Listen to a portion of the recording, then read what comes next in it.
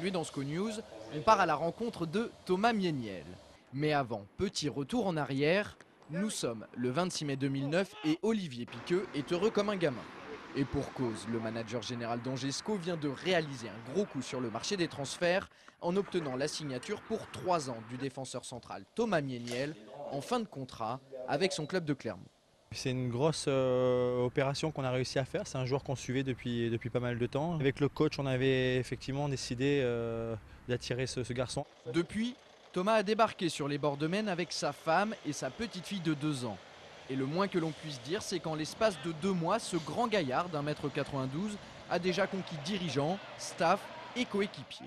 Je pense qu'il a frappé un peu tout le monde, c'est que c'est vraiment un gagnant, quoi. Il lâche rien, même dans les jeux à l'entraînement, toujours entre guillemets, il donne sa vie sur le terrain, quoi. Et ça, je pense que ça peut nous apporter beaucoup, parce que peut-être ça peut, dans les moments difficiles, où c'est toujours important d'avoir des joueurs comme ça qui essayent de galvaniser tout le monde, d'emmener tout le monde dans leur fougue, et c'est important.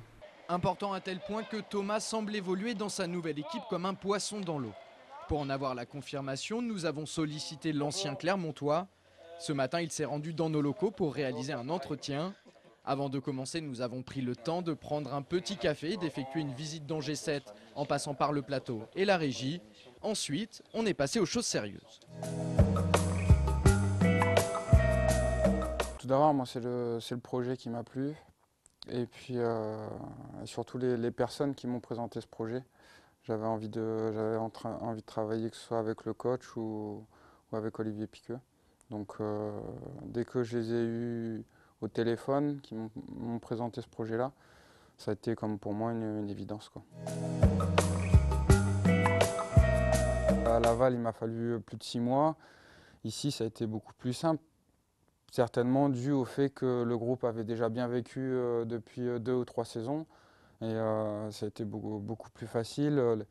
Les cadres nous ont bien accueillis avec les nouveaux. J'étais vraiment très surpris et agréablement surpris parce que je vois les jeunes, c'est des jeunes de qualité.